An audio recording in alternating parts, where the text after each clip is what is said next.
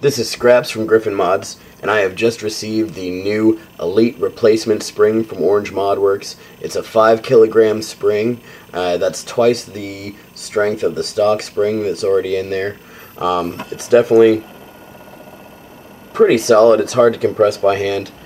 This is a stock Elite spring right here. It's the same spring in the Retaliator as is in the Rampage. You can see in the side-by-side that the Orange Modworks spring is just a little bit longer. It's also obviously much more dense, so it won't compress as far in the back of your blaster, but that's okay because there was some extra clearance anyways with the stock spring.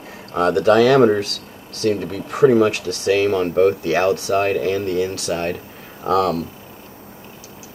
This is the Orange Modworks spring over the plunger rod right here, and you can see it's pretty much a perfect fit. It's loose enough that there's no resistance at all from the spring moving, but tight enough that there shouldn't be any clearance issues whatsoever. So I'm going to go ahead and slap this in the Retaliator and show you guys a few test fires.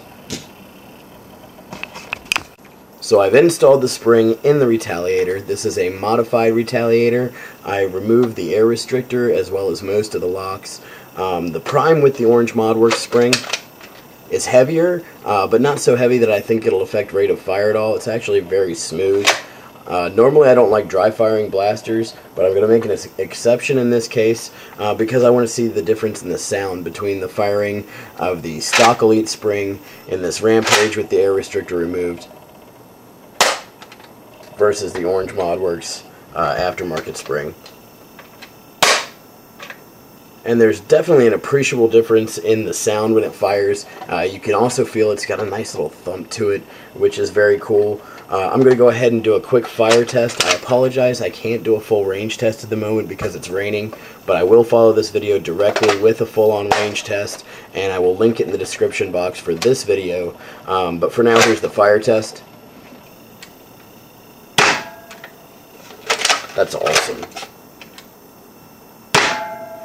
So I don't know how well you can see it in the video, but those things are just flying out of there. They look like little blue blurs. The velocity on this thing is really great. I think they said they were getting about 100 feet per second with the Crony at Orange Modworks, and it definitely looks that way. I can't wait to take this thing outside and do the actual range tests on it. If you like the video, please subscribe, and thank you very much for watching.